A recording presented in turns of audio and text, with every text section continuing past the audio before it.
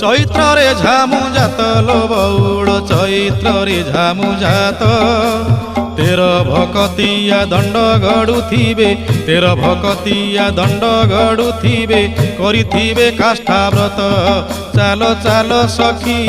ଯିବା ଦେଖି କାକଟପୁରକୁ ଯିବା ଦେଖି ଅପୁତ୍ରୀ କି ପୁତ୍ର ଅନ୍ଧକୁ ନୟନ ଦିଏ ମା ମଙ୍ଗଳା ଯାଚି ବଉଳ ଲୋ ଦିଏ ମା ମଙ୍ଗଳା ଯାଚି।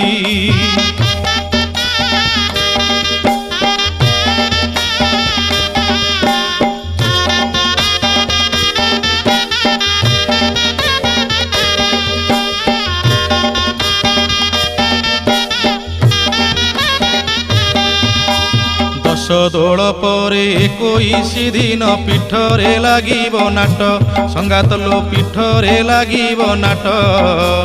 ଗୁପତ କୋଠିରେ ଦଣ୍ଡ